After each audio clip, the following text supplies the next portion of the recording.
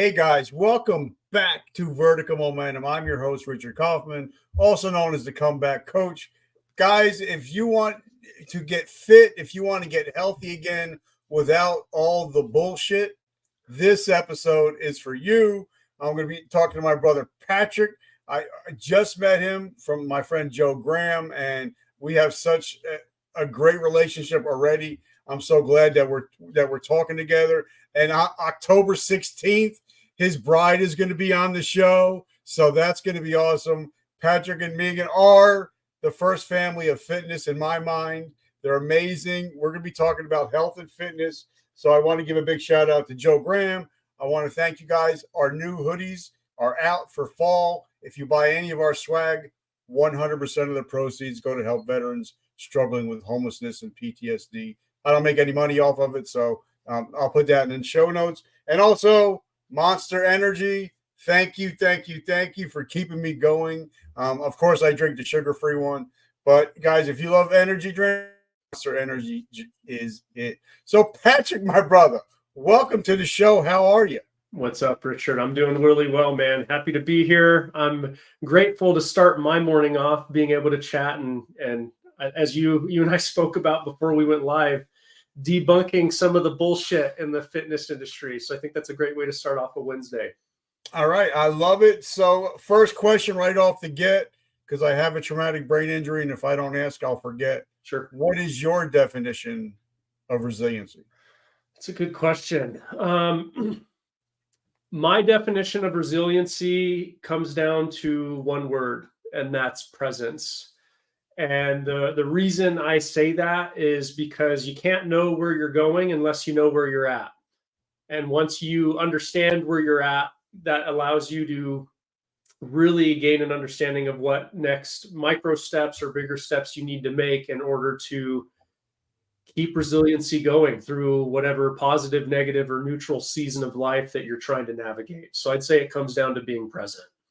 Okay, and I love it. And I guess that's where you get the name Aware Fitness, but we'll talk about that in a little bit. Sure. So give us a quick down and dirty. Let's hop in the DeLorean. Let's go way back. Tell me a little bit about where you come from, where did you grow up, and how did you get into this crazy world of fitness? Yeah, I like it. We're jumping into the DeLorean. Back to the Future is one of my favorite series of movies of all time. So let's do it, Doc. How did I know that? So right on, dude. So I'm originally from Peralta, New Mexico. So a small rural town just south of Albuquerque, New Mexico, which is where I now live. My wife and I now live. And you could say my roots in the fitness industry come from the fact that I've always been an athlete. I was a 3-sport athlete at a young age, playing soccer, basketball, and baseball. And then throughout high school and into college, I focused all my energy on playing baseball. And then when I stopped playing baseball, I knew I obviously wanted to continue to stay active. So I decided towards the end of my high school baseball career, I wanted to go to college for exercise science. I wanted to learn everything I could learn and understand when it came to the human body and how essentially I could make a living being healthy. And what really, I want to say, catapulted that was at the age of 19, when I was in my freshman year in college going through the exercise science program.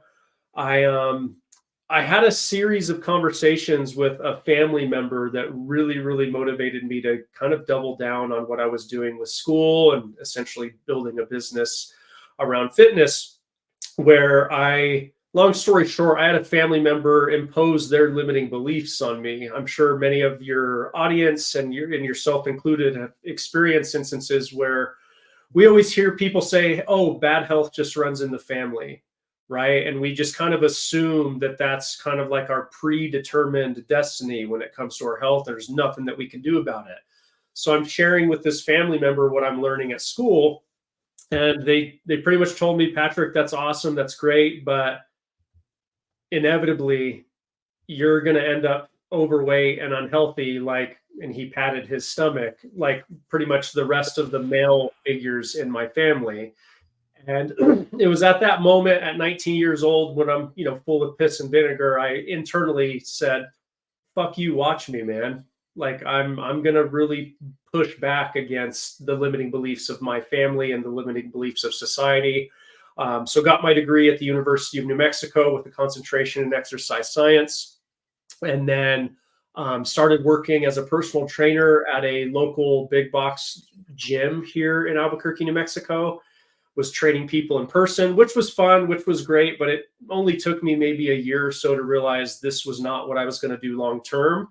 So I started to, I know you're a Gary Vee fan, so I built my own side hustle. And I was doing online personal training and nutrition coaching as a side hustle to my in-person coaching. And then just kept building that during the 2010 to 2020 era, so around 10 years.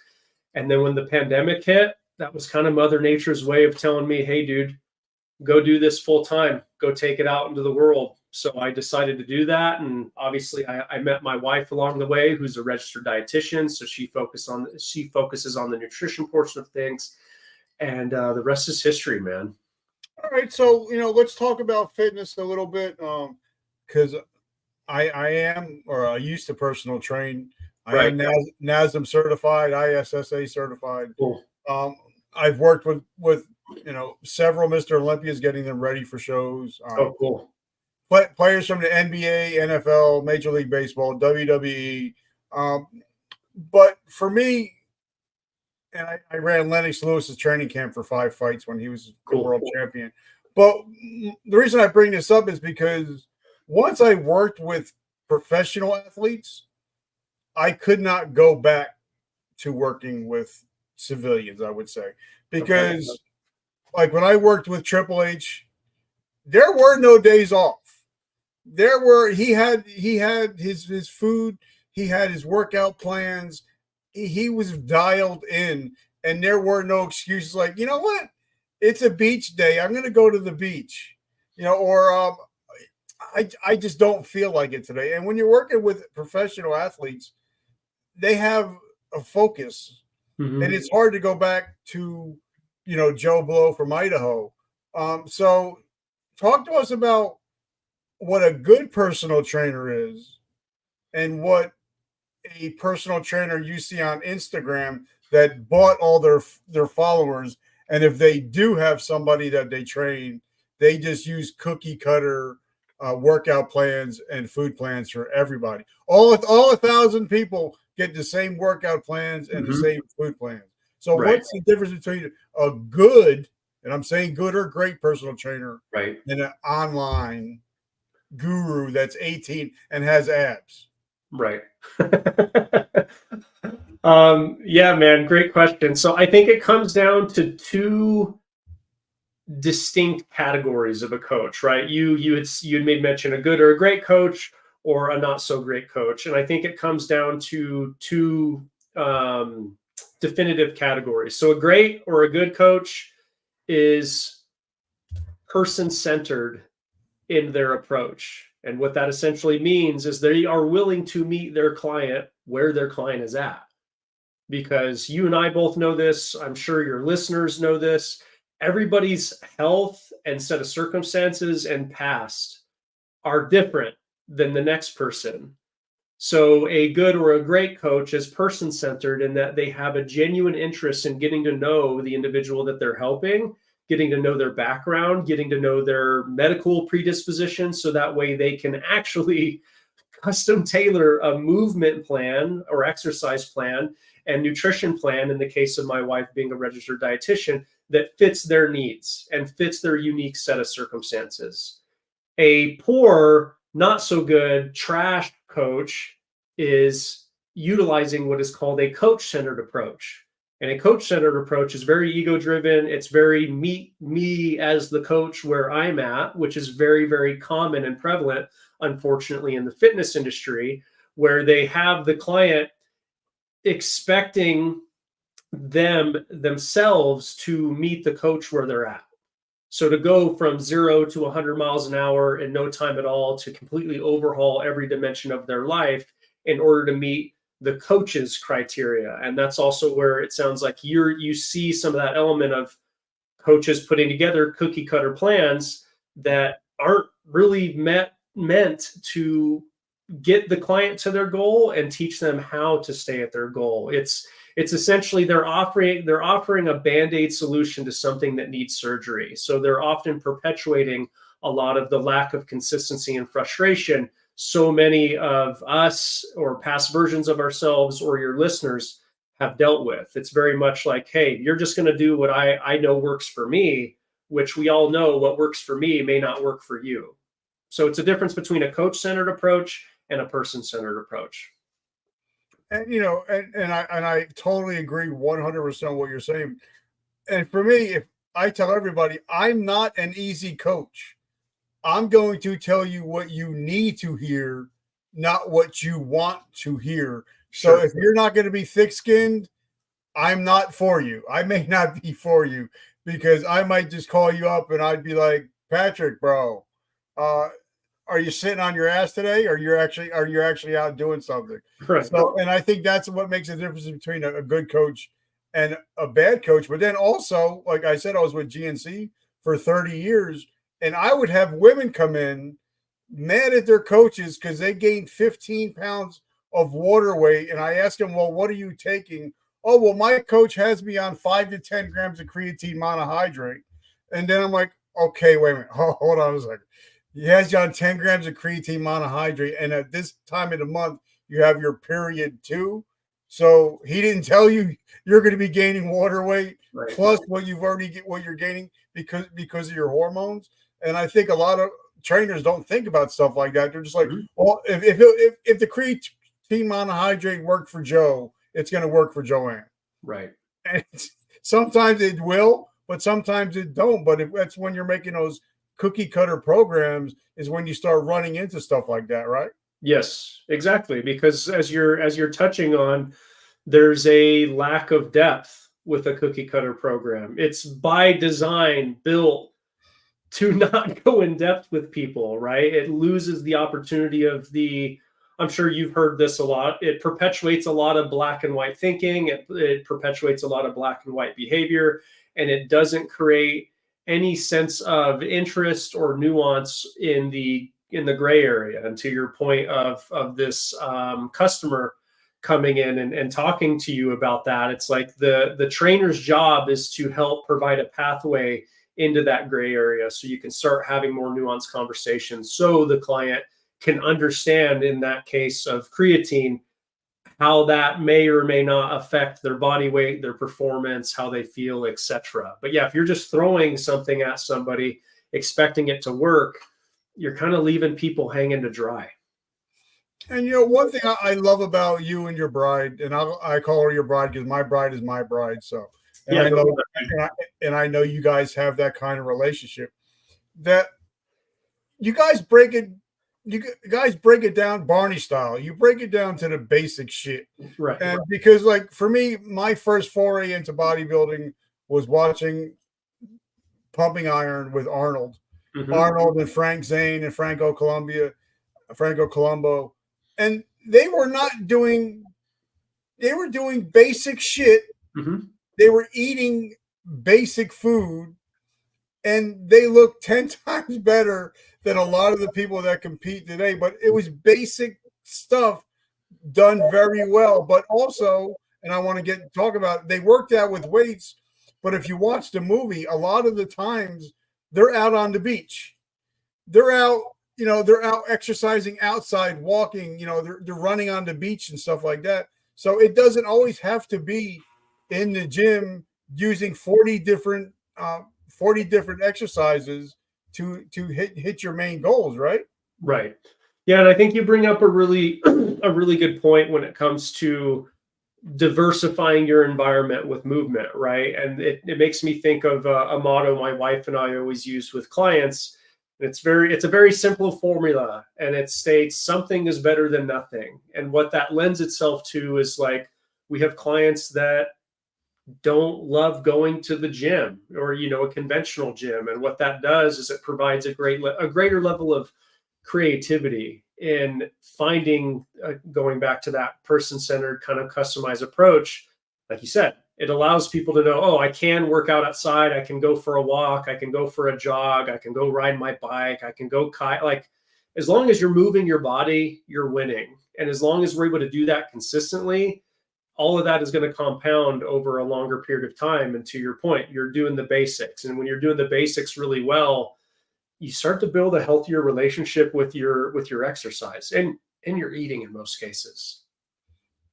And I agree with that. Like for me, since I have a lot of issues with my eyesight, I can't have a lot of pressure in my eyes.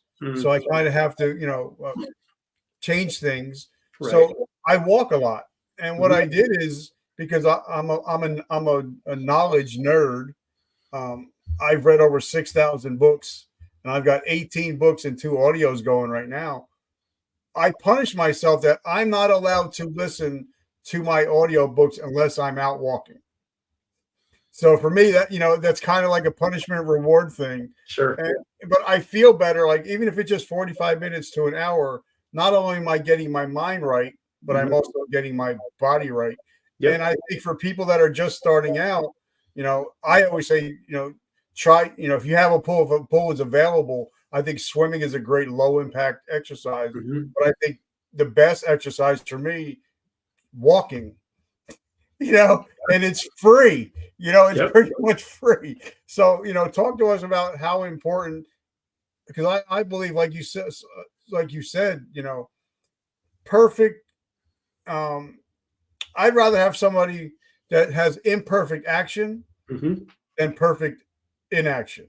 Because a lot of people get so worried, and then they get, paralysis by analysis, and they don't do shit. Right. So talk about, if somebody say, we talk, my perfect listener is a 45-year-old male, veteran, father of 3, brand new business owner, pre-diabetic, and wants to get back in shape. So what are some of the things that you would talk to that person if they're healthy, but if they're pre-diabetic? What were some of the things that you would suggest for them? Sure. And I'll piggyback, what you mentioned, I think is a great space to piggyback off of, right? Is it comes down to, in my opinion, taking a little bit of an honest, open, and compassionate assessment of one of the 7 dimensions of deep health that my wife and I coach our clients through, and that's your environment.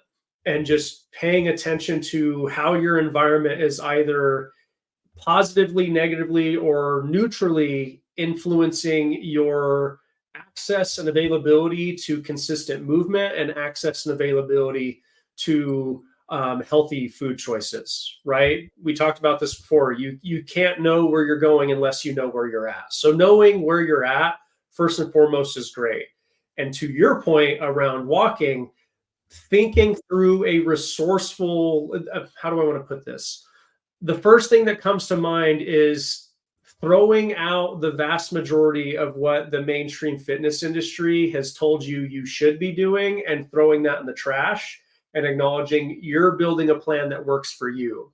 And if your workouts in this particular case don't look the exact same way that, say, the internet, Instagram fitness guru told you is right, knowing that that's okay, because you're building something that's customized. So to your point around movement, thinking about, when it comes to exercise, how can I make this so easy it's almost laughable, right? And you were sharing earlier, walking, like you were laughing about it. It's like, it's free, man. Like it's there, it's available. And encouraging your listeners or that particular individual to really lean into that. Like when they find themselves being like, oh my God, that's so easy, it's almost a joke. That needs to be your kind of compass in letting you know that, okay, I need to keep moving in this direction. Because what happens in the fitness industry, unfortunately, is they try to overcomplicate the fuck out of everything. They try to make it seem like it's this super specific, nuanced, crazy thing, when in all actuality, there's a series of things that you can do that are small little adjustments that are really going to give you a higher return on your time investment that don't involve doing something super crazy. And in the case of what you just shared, walking is probably that first step, because then you can walk around your house, you can walk around the outside of your house, you can walk around your neighborhood, and that lets you know that you're moving in the right direction. And and people laugh at me, and I don't care. I mean, I'm going to be 56 years old coming up in January. When I walk in the morning, I play Pokemon. Nice. Yeah, just so I know, because some days I'm like, you know what? I really don't want to walk today, but it'll say, hey, you're on a 5-day streak. And I'm like, shit, I don't want to lose my streak. So let me get out there and walk. So whatever it takes to get you to do it. Now, like for me, I learned a lot from a gentleman. His name was Mr. Bill Phillips. Years ago, he had the Body for Life, and I actually won one of the years for the Body for Life. And something that he taught me was, because a lot of times when we're changing the way we're eating, we think, okay, I can never have pizza again. Right. I can never have whatever it is. And Bill told me that when I met him in Colorado was, Rich, you can have a slice of pizza on a Wednesday, but if you wait till Sunday, you can eat the whole pie. So for me, what I used to do, and what I still do now, if I know, you know what, I can cheat today on my diet, or I can have a whole cheat day on Sunday, and then that's it for the whole week. Because I know that if you cheat every other day, you're pretty much negating your whole week. Mm-hmm. But if you cheat if you stay pretty much on track for the whole week, once you have that cheat meal or cheat day, that Monday, your metabolism is jacked. I mean, it's like you just added fuel to the fire. So how important is it to make sure that you're just not focused on doing one thing and not having that one thing? Because when you do have that one slice of pizza, you're going to have 2, 3, 4, 5, and then you're off for the whole week. So how important it is to, make sure you have a plan if you're going to go to a wedding, or if you're going to go, even like I had Clark Bartram on, one of the fittest men in America. He says, I'm going to go to a wedding. I'm going to have the cake. Right. But he's like, but that Friday and that Sunday, I'm going to be strict because I know I had that cake. So how important is that mindset? The mindset's huge, man, because what you're talking about is, again, it ties into this environmental component and how it can influence our eating and exercise related decisions, right? So the piece that's really fascinating is like, what kind of mindset and what kind of plan do you want to have going into those environments? Because to your point, a wedding, traveling, a birthday, I consider, this is October 2nd as we're recording this. In my eyes, we're in the holiday season. The holiday season is kicked off. We're about to make our way deep into the holiday season. And the mindset is the first thing that needs to be taken into account, because the holiday season, traveling, etc., everything that I mentioned earlier, for most people is synonymous with completely falling off track. Right. So it goes back into that all or nothing, black or white dynamic that many of us had been so used to. So then we think about, oh, this environment is synonymous with me falling off track. So I'm just going to say, fuck it. I'm going to throw my hands up and I'm just going to go ham this entire time. The second piece of that, when you're talking about what kind of plan people can have in place, and this is probably the most fun part of mine and Meagan's coaching of our clients during these different through these and with these different environments, is two primary habits that are the most important habits we guide clients through. Is one, slow down when you're eating, regardless of what you're eating, and work towards eating until you're 80% full.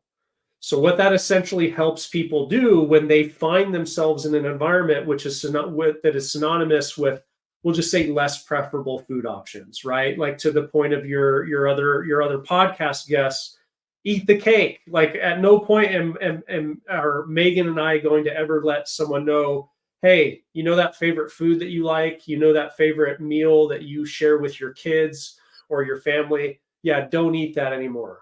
That would be the most ridiculous thing for myself and Megan to encourage somebody to do. So we kind of flip the script around. Hey, you can still eat that food, just eat it mindfully. Well, how do you eat it mindfully? Well, you eat it mindfully by trying to limit your distractions. Be present with the food that you're consuming.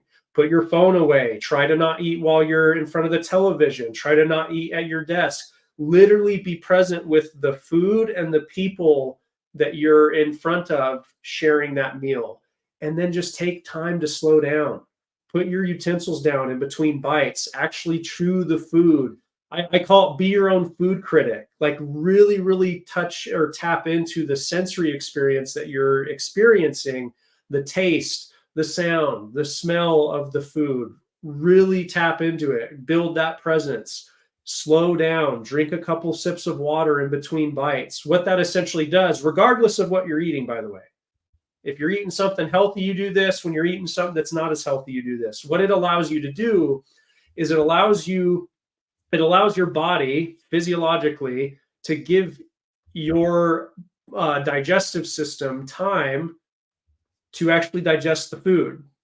It takes about 15, 20 minutes for the food that you chew to make its way down your esophagus and into your stomach for it to actually be digested, and then your stomach to send a signal to your brain letting you know that you're full.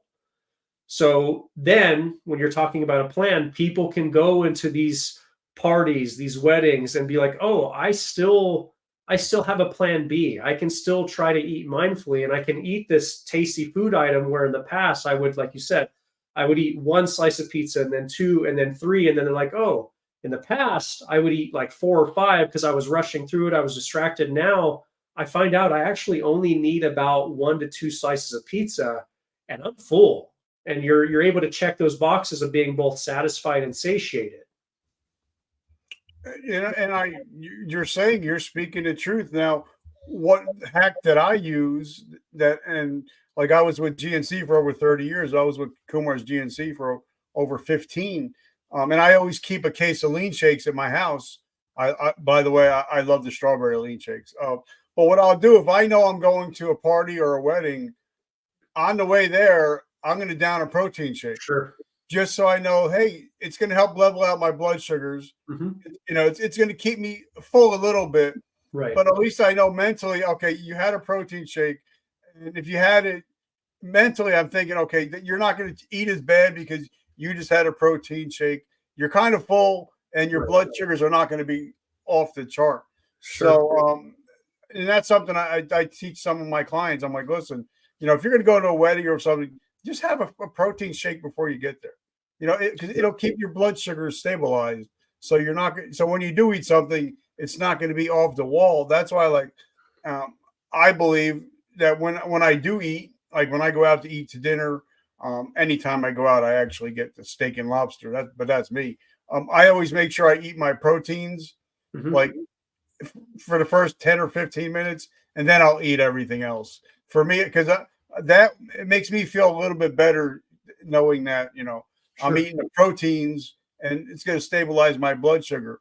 But let's talk about something that I don't know if it's still hot, but for a while keto was hot. Sure. And for me, I know my body runs better when I'm eating lesser carbs, but I know a lot of people are like, oh, I'm going keto. I lost 30 pounds, but 28.72 of that was water. Right. And as soon as you have one carb, one grain of rice, you're up 35 pounds. Right. So I believe that you need a meal plan that's a meal plan. It's not a diet, a meal plan that you can use for the rest of your life. Mm-hmm. Like you can't stay on keto for your whole life. There's other diets, the apple diet, the watermelon, all that crap. So talk to us about how to eat for life, not just a diet. Because the word die just has the word die. Die, the word has the die plus the letter T. So if you don't want to diet, you want to change your eating plans. And so talk about that. Right. That's a good question, man. So I liked what you had mentioned as far as eating for life. because you're touching on, and you just made mention of it earlier, like you're touching on how to build. A couple things come to mind.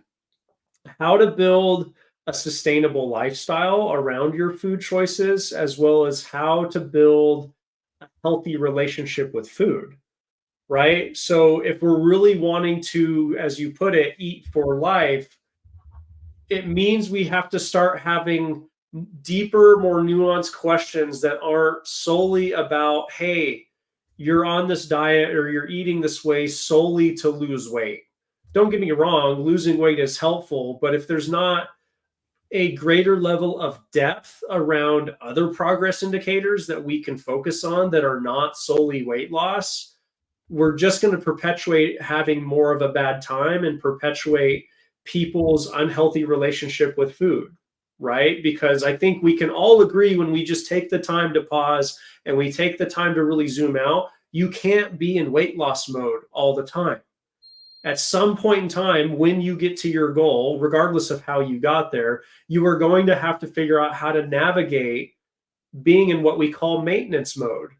And it's hard for a lot of people to conceptualize or understand that, because they've constantly been in this roller coaster, as far as like they do really restrictive stuff to try to lose weight. And then quite frankly, they get really exhausted because it's hard to maintain that regimen that the weight, so that it's all this black or white, all or nothing. And then they let go of the reins and then they regain the weight. So it's hard for them to really wrap their head around, hey, there's going to be a point in time where I'm actually going to just need to be in maintenance mode and just exist, which is part of the reason I answered your question earlier around what is my definition of resiliency. It's presence. You have to be present with where you're at, regardless of wherever you're at, whether you're higher in weight than you would prefer to be, or lower in weight, or anywhere between the two. So I love where you're coming from when it comes to eating for life. What does that look like from a client's perspective or even a coach's perspective? It's myself and Meagan having to meet that individual where they're at, even if they're doing a diet that may not be beneficial for them in the long run, but helping them tease out the elements and the lifestyle adjustments and behaviors that are that are happening as a result of that diet. So they're able to tease out a little bit level of a nuance from that diet. So that way, in the event that they don't stick with that diet long term, they're able to kind of get a sense of like, oh, let's say we'll just say it's hypothetically, keto, for instance. Like, maybe they were more aware of being more hydrated on a regular basis as a result of being on that diet or a different diet. And they know that that's an important thing for them to keep with them long term, regardless of whether they're doing keto or they're doing some other diet. So it's helping them tease out nuance based on whatever diet they're in, and finding those pieces of information that they can keep with them regardless of what diet they're on. And then you just continue to stack that, because eventually people do. That's what a lot of the work Meagan and I do, is we help them break up with diet culture. We help them throw that stuff out so that they can have something that just essentially complements their life and doesn't complicate it. And I totally agree. And something that I love about you and your bride is, and you're kind of like me, if you have a client come sit in front of you, I think before you even start talking about what you're eating, we have to sit down. Like when I have a client, I sit down and I'm like, well, what's eating you? Because I can give you the best workout program, the best supplements, but if your hormones and cortisol levels are out of whack, it doesn't matter what I give you. Right. It's not going to work. And I wrote that down. As you see, I'm writing stuff down because, a lot of people don't realize, wait a minute, if I'm stressed out, my cortisol level goes up. My body's automatically going to be in fight or flight. I'm going to be holding on to weight. And no matter what you give me, I can't lose weight because your body's fighting it. Mm-hmm. So how important is, instead of what are you eating, what's eating you? That's powerful, man. I'm happy to hear. I'm not surprised, but I'm happy to hear you share that, right? Because that's something that's often not talked about in the fitness industry at large, unfortunately. And what it makes me think about is the work that Meagan and I do when it comes to what we're going to prioritize, you're talking about not so much what you're eating, but what's eating you, is we prioritize, we'll call them different lifestyle behaviors and adjustments in a pyramid. And contrary to what the fitness industry tells people, the exercise portion of, we'll call it lifestyle adjustment, behavior adjustment, exercise exists at the very tippy top of that pyramid. And then just below that is nutrition. And then just below that, to comprise the base of that pyramid, is stress management and sleep management. And that represents the what's eating you component of things. Because to your point, I agree. We can give you the best meal plan. We can give you the best workout routine. But if you are not in a space where you are able to consistently and mindfully manage your stress, there's no point in us throwing anything your way. Because if we're not really tackling, and this represents more of the mental, the emotional, the spiritual / existential components or dimensions of what Meagan and I call deep health, that's the root of everything. Because once we get that foundation locked in and help our clients, and in your case as well, help your clients understand, like, oh crap, I'm really stressed all the time. I've got this job that's been stressing me out, or maybe they don't know how to best manage their emotions or how to navigate their mental health. And those are the actual primary blocks that are making it difficult for them to stay consistent with a good, say, set of food choices, or stay consistent with their exercise routine.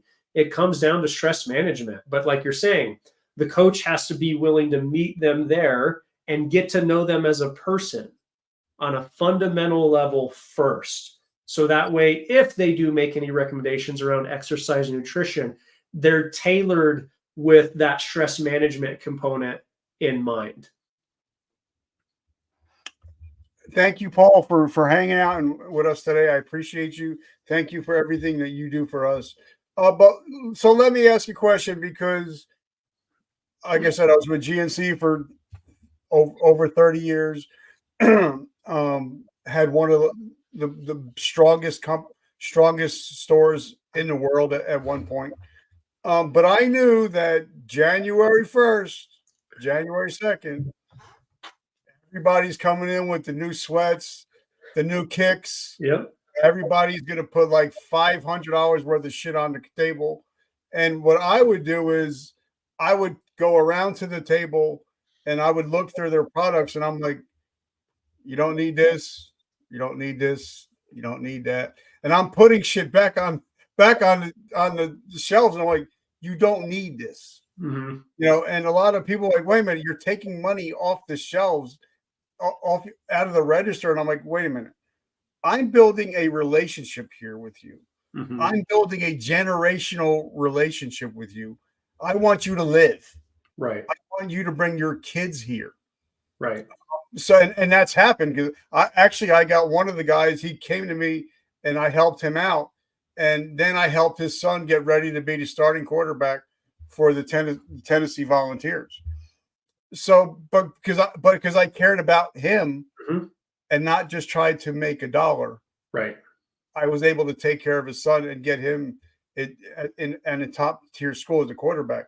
So, let's talk about supplements, because I know a lot of gurus, they want you to become they want to coach you, but you have to buy all their supplements, right, either through their company or through a code.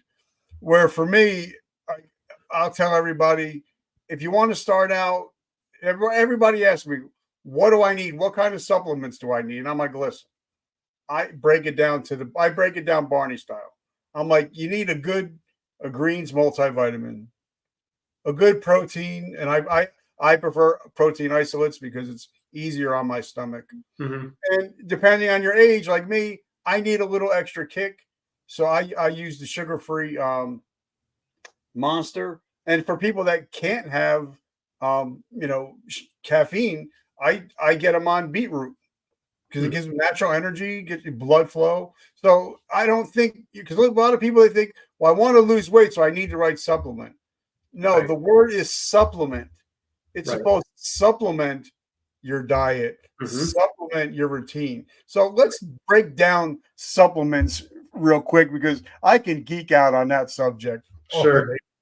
Yeah. Well, and I think you'll have a really good time chatting with my wife about that, because she definitely has a greater breadth of knowledge in that regard than I do. However, I'm definitely happy to chat relative to what's within my wheelhouse. So I'll echo what you had just made mention, right? Supplements are there to supplement where you are currently at. They are not there for you to replace anything that you're doing, right? And a lot of it has to do with taking an open, honest assessment of your current food related foundation, right? And supplements exist for a reason, because there are individuals who do have micronutrient deficiencies of some sort based on, say, this is where we get kind of blended to a little bit of the clinical component of what Meagan and I provide, with her being a registered dietitian, where, yeah, based on your blood work, we can assess what you are proficient in, what you are deficient in. But before we even recommend supplements, we really run an assessment of like, what foods can you reincorporate into your diet to help fill those gaps in? And then if those gaps aren't being filled in based on the consistency you have with the foods that you're eating, yeah, let's utilize supplements. But it's looking at that through the lens of like, how can it improve your health, as opposed to it being, how do supplements need to be virtually synonymous with people's weight loss journey? And it speaks to the marketing strength of the supplement industry as a whole in making supplements synonymous with weight loss, right? I went through it during my era of bodybuilding as well, to where it's just, there's this element of consumerism that can kind of come in place, to where it's like, in order to truly validate somebody's journey, they feel like, to your point of those customers being like, why are you taking stuff off the shelf? Like, you're obviously there to help them as an individual. I wish more people were in your position and were behaving in the way that you were. But a lot of people, especially in Western culture, in order for their journey to feel validated, they feel that they have to be spending a certain amount of money, in this case, on supplements. So therefore, their weight loss journey does not feel valid, does not feel legitimate, if they're not buying $200, $300, $400, $500 worth of supplements to quote unquote help their weight loss journey, when they maybe and likely haven't even taken an assessment of their kitchen and their grocery shopping and their eating out habits. And that's something I love. And the bodybuilding and fitness industry is a very slimy industry. Yes, it looks healthy, but it really isn't. Because if you see a guy on stage, like I said, I've got many guys I got ready for get ready for the Olympia stage, and they're at their weakest stage. Mm-hmm. Because they have no fat. A lot of them are using diuretics, mm-hmm. And unfortunately we lost Andreas Munzer because of diuretic use. But for me, you don't stay in the fitness industry for 32 years if you're not above board and honest, mm-hmm. and have relationships with a lot of people. Because because like I said, it's a very slimy industry. But something I want to talk about, let's talk about the workout for a minute. Sure. Because like I said, I have a lot of friends that were Mr. Olympia competitors, friends with Lee Haney, Dorian Yates. And I mean, if you look at Ronnie right now, Ronnie can't even walk, unfortunately. But you look at somebody like Dorian Yates, he was in and out of the gym in 45 minutes. Mm. Then you get somebody like Ronnie, or somebody like, Jay Cutler or any of these other guys. Some of them were in the gym for 2 to 3 hours.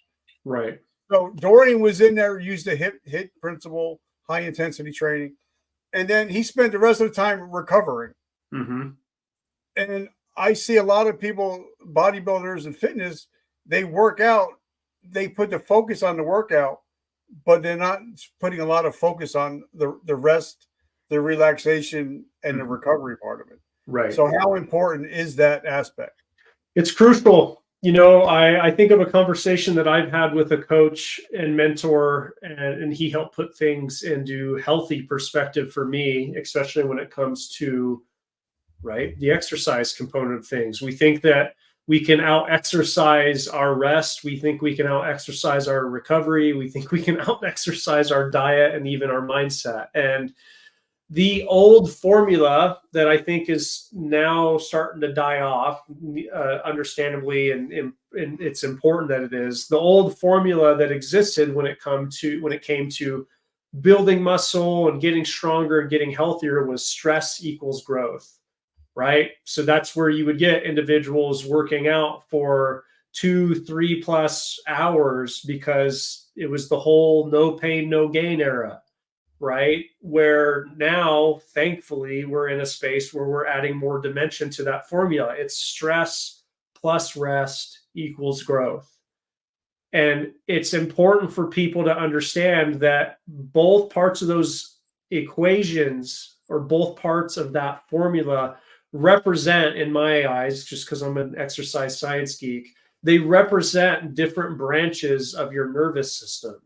So stress, pushing yourself in the gym, and even just the stress we deal with on a day-to-day basis living in this country and the work and the demands that are on our shoulders, stress represents the sympathetic nervous system, right? You're constantly on, you're pushing, you're grinding, whether it's in the gym or in the boardroom or whatever it might be. The rest component represents your parasympathetic nervous system. It represents down regulating your nervous system, relaxing, like feeling relaxed, feeling at ease, feeling content, feeling just really, really in your body, so to speak. Think of how you feel before you go to bed or whenever you get up after a really good night's rest. So it's this healthy balance of like knowing when and how to push hard in the stress component and simulating your sympathetic nervous system, but also acknowledging, okay, if you're able to push really hard with your exercise and your training, we need to be doing the same, if not more, when it comes to your rest. And unfortunately, we're kind of, as a society, we're having to unlearn a lot of the stress equals growth kind of dynamic and acknowledging, hey, I need to have instances where I ain't doing jack shit when it comes to quote unquote exercise, but I'm really focusing on recovering. And that's where the nutrition and stress management portion of things comes in so handy, because like then you can actually grow into a place where you're just super present with your downtime because your eating is where it needs to be, your sleep is where it needs to be, your hydration is where it needs to be, and you don't feel like you have to be exercising your brains out 5, 6, 7 days out of the week. All right. Now, you mentioned something earlier, and I wanted to talk, and I want to say thank you so much. I'm having such a great time. Yeah, me too, man. I'm truly humbled and grateful. But let's talk about limiting beliefs for a minute. Sure. I had a conversation with my 22-year-old son yesterday. We're talking about something I'm trying to get him motivated to do. And I told him, you have to set a date for this thing. And I said, because a dream, you're not going to get it unless there's an end date. Right. A goal is a dream with an end date. Like because I tell him, because now once I started getting healthy again, I started getting into the whole mindset and learning about mindset, the RAS system, all that good stuff. And I was told by my coach, Mr. Joe Nicasio, he told me that life is going to give you exactly what you ask for. Mm-hmm. It's not going to give you $1 more, $1 less. It's going to give you exactly what you ask for. So if you just say, hey, I want to lose weight, that's not going to get it. Sure. But if I say, okay, because I run everything in 90 days. For me, I'm in recovery 30, going on 36 years. And for me, 90 days seems to be the magic point. Cool. Or I'll say, I want to, be around within 5-10 pounds in 90 days. Mm-hmm. And that's the date. So when those dates are coming up, I'm like, all right, I really need to focus on my goal. Right. So how is it, in your opinion, to set achievable and small goals so you can stack them, but to set goals with a date? Yeah. Super important, man. It makes me think of, I had the opportunity to listen to your conversation with the The one-legged outlaw, and you two were talking a lot about that, right? As far as just the act of sitting down and writing stuff out and how important that is, because I call it make the intangible tangible, right? We can, yep, yeah, there you go, dude. You can either spend all of your time,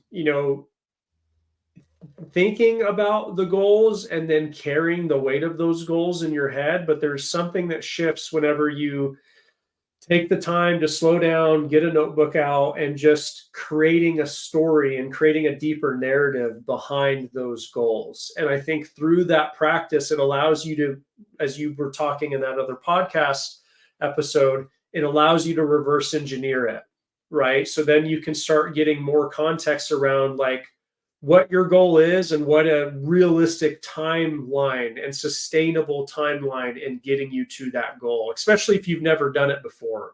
So, I would always recommend just spend some time going through your own version of word vomit and just writing stuff out, getting it on paper, making it real by taking it from being in your head, being in your mind, and putting it down on paper. I think it's crucial for everybody because one, you're taking a little bit of a mental weight off of your shoulders and you're putting it somewhere physical that can exist. So then all you have to do is just I view it as like you're creating your own library. So you can always go to that document or that notebook and reference that, as opposed to having to jog your memory in conjunction with all the other stuff you're having to deal with and go through in your day to day. So I think it's paramount.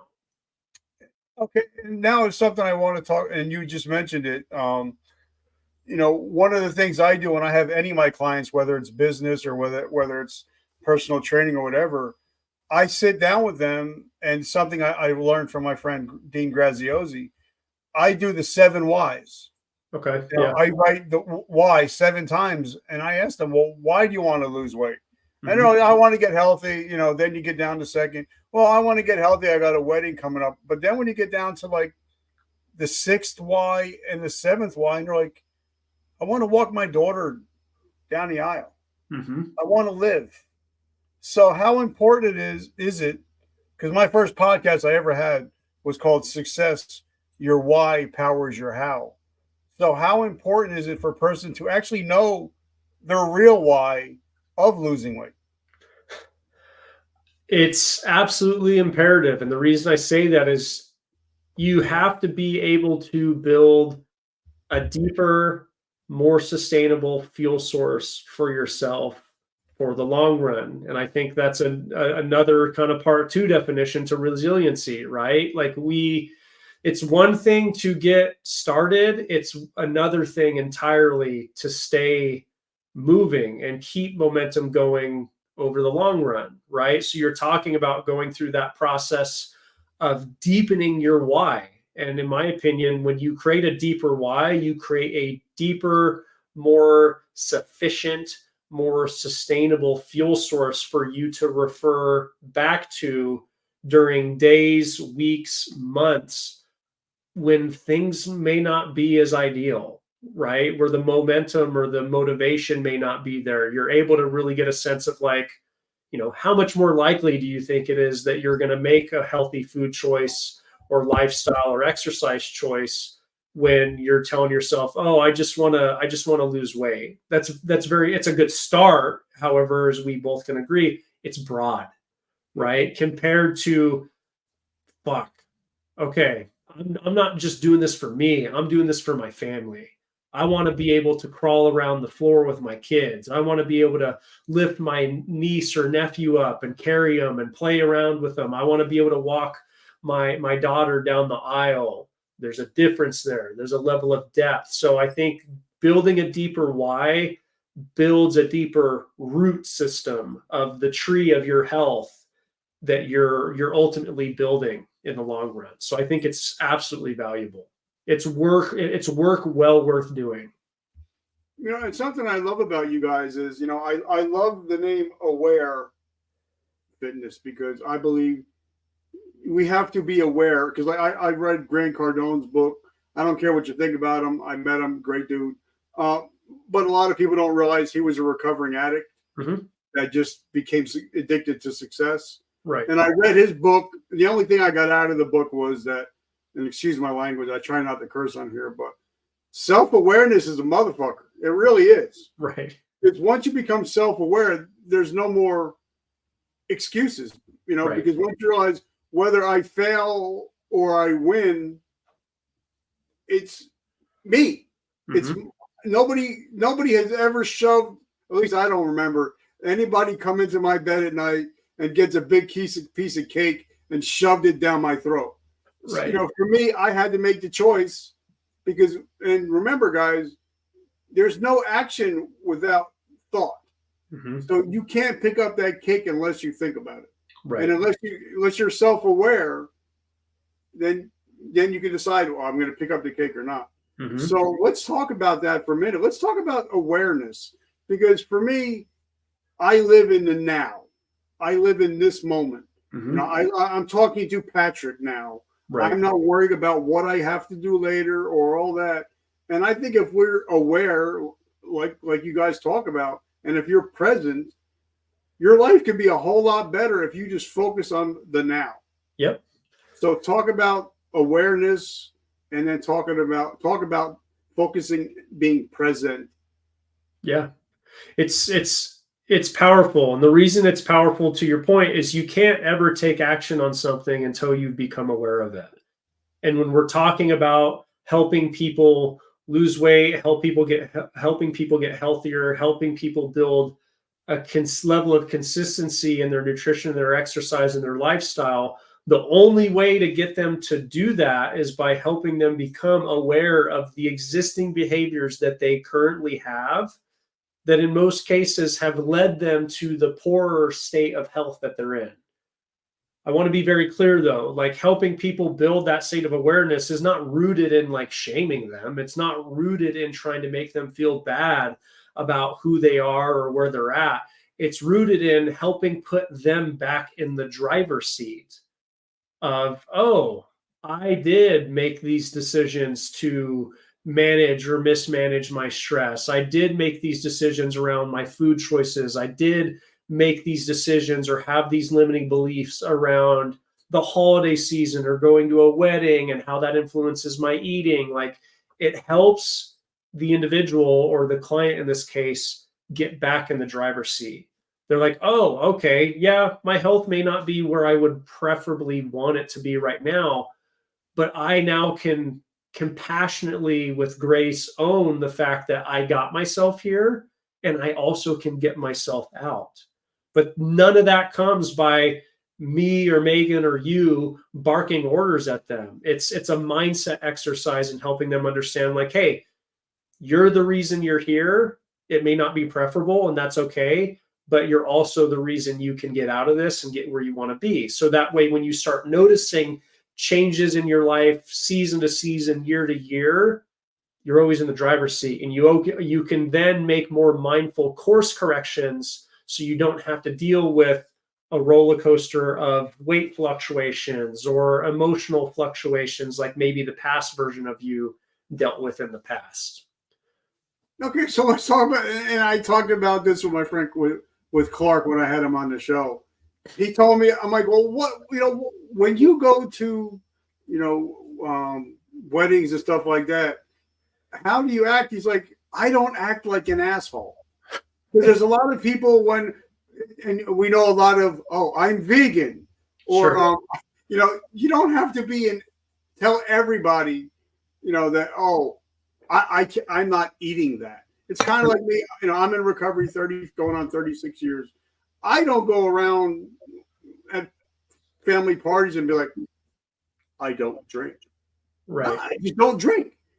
Because if you act like that long enough, if you're going to a cousin's birthday party and you're bringing chicken fillets in a cup, and people are like, "The hell are you doing?" Right. You could probably piss some people off because it seems like you're trying to shame them for eating that way. So I just tell people, listen, even if you are on a meal restriction program, just don't be an asshole. Because we see it all the time with bodybuilders.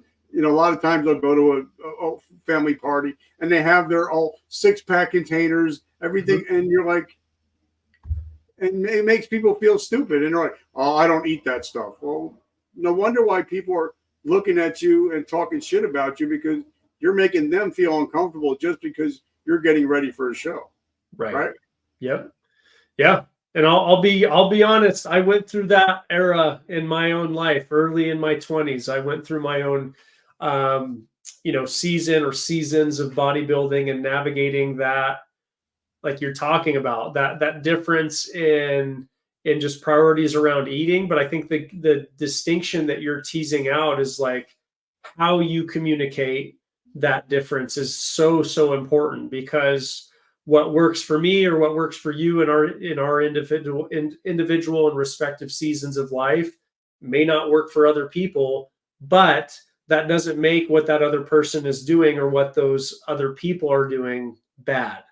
Right. And I think that's what kind of trips a lot of people up. It tripped old past versions of myself up, because I think when you're so early on, whether it's in your recovery journey or your journey of health, you start finding what works for you. And then if you're not careful, you start to think, like what we were talking about, it's the difference between a coach-centered approach and a person-centered approach. I didn't always have a person-centered approach. In order to have a person-centered approach, I had to start with having a coach-centered approach because I didn't know any better.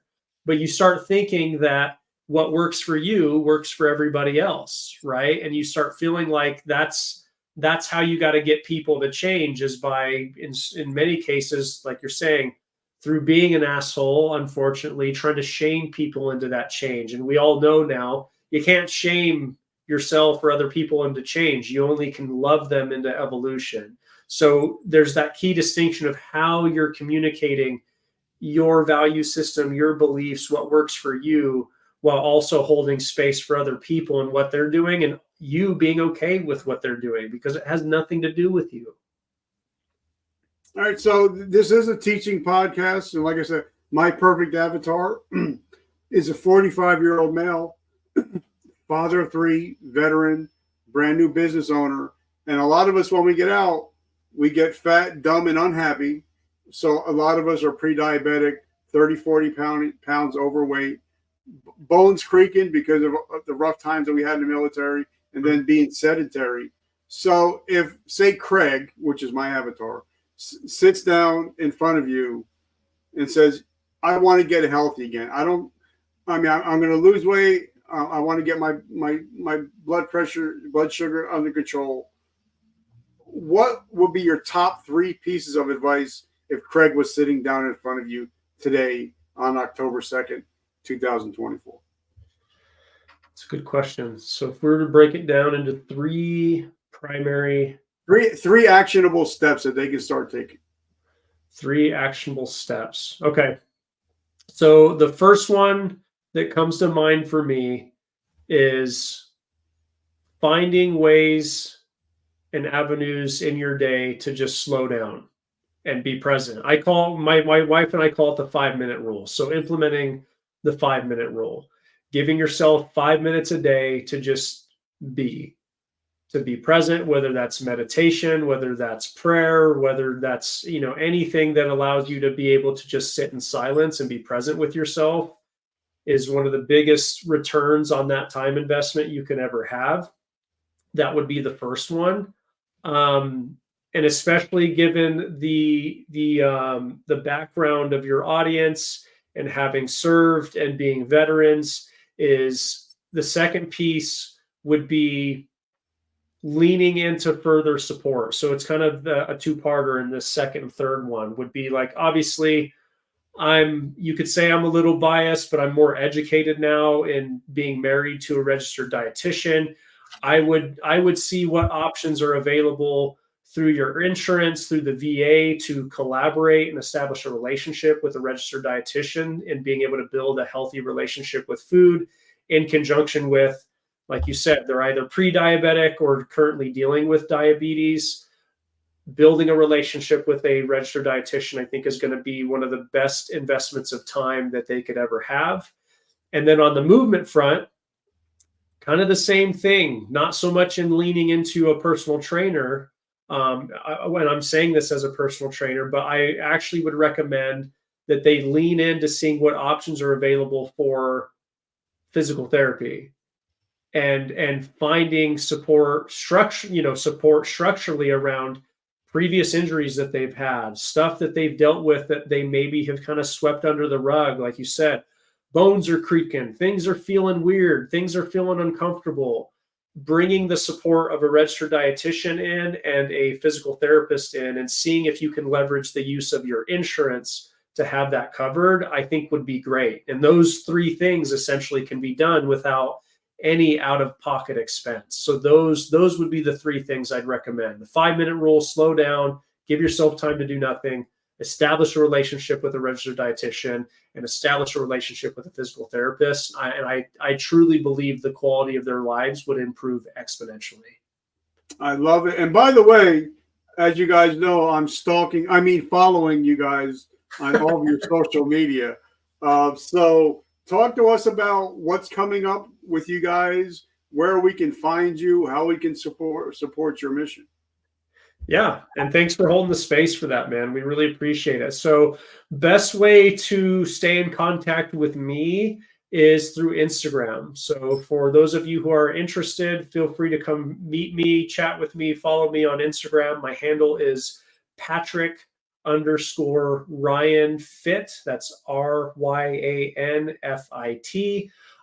As far as other avenues, I'm sure Richard will have it in the show notes. My wife and I do have a free fitness community on Facebook. For those of you that are on Facebook, we do a live mastermind training on the second Monday of every single month, where we dive into topics relative to our audience and what they're needing help with, nutrition and exercise wise. And then outside of that, long-term things that we're working on, we do have a core program that we're guiding clients through, but we're currently in the process of building a new program that's going to be leveraging the support of my wife as a registered dietitian, where we're going to be kind of merging the fitness aspect of things as to what I'm doing as a personal trainer, and the clinical aspect of things in what my wife does as a registered dietitian, and being able to leverage blood panel work for individuals who have autoimmune disorders or allergies or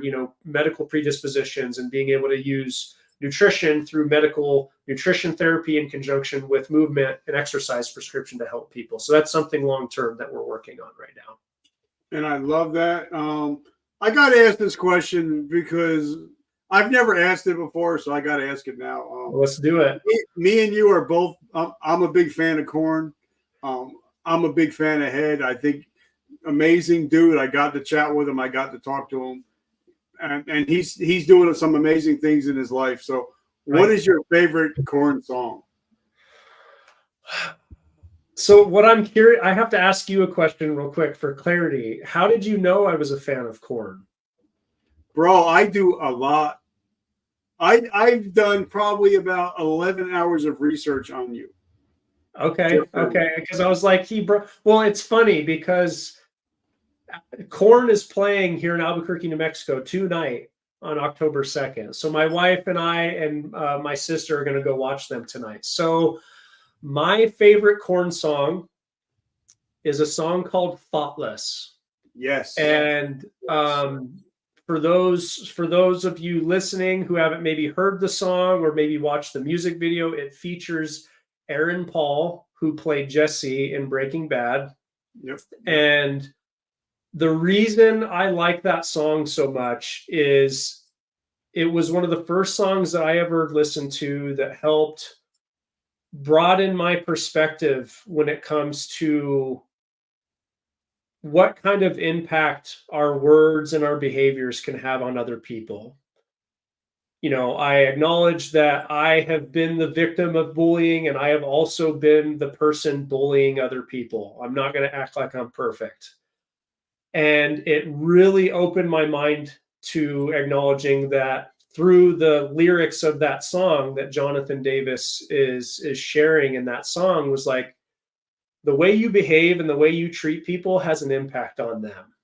And through that song in particular, it completely changed how I viewed interactions with people, which like, you know what? There have been plenty of instances in which I've bullied other people, and I'm not proud of that. And from that point forward, I'm going to change how I behave, because we're living in a world, and hence what that music video was kind of articulating and portraying was a lot of the school-based violence that we unfortunately see in our country, and how, at least for me, I can take control of how I behave with people and treat them with kindness and treat them with compassion, and let them know that I'm an ally and I'm somebody that can support them. It's my favorite song. I've got it tattooed on the inside of my right arm. My guess is through the research that you've done, Richard, you've probably seen the YouTube video of me being able to meet the band and all that kind of stuff. Yep. Like I said, I've done about 11 hours of watching everything you've done. So that's why I had those questions early on that, a lot of people may not have known that you're such a big fan. But so, and I want to give big shout outs again to Joe Graham, the Joe Graham Show. Guys, if you want to listen to an amazing podcast with an even better person, the Joe Graham Show is totally amazing. And that's how we got connected through Joe. So I want to tell Joe, I love you, brother. Thank you so much. I want to thank Really Designs. Our new swag is out. We got T-shirts, hats, and we got a new T-shirt coming out that says, I win. I'm a winner. And I also want to give a big shout out to my energy drink. I drink it every day.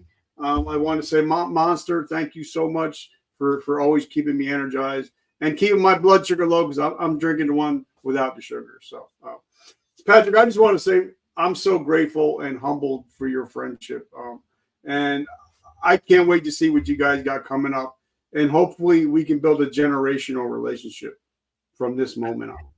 I think so, man. I feel pretty confident about that. Thank you for holding the space. Thank you for showing an interest. Thank you to your listeners. Thank you to you and your listeners for your service to this country and everything that you've done, my friend. Thank you so much. I love it. Guys, the way I end every show is, guys, every morning you wake up, you have a choice. You can be a victor or a victim. If you listen to this show, you're no longer a victim of your past, but you're a victor of your present and your future. Thank you guys for always showing up. And remember, vertical momentum. The only way to go is up. I love you. My brother, Patrick, have an amazing day, brother. You too, man. Much love, man.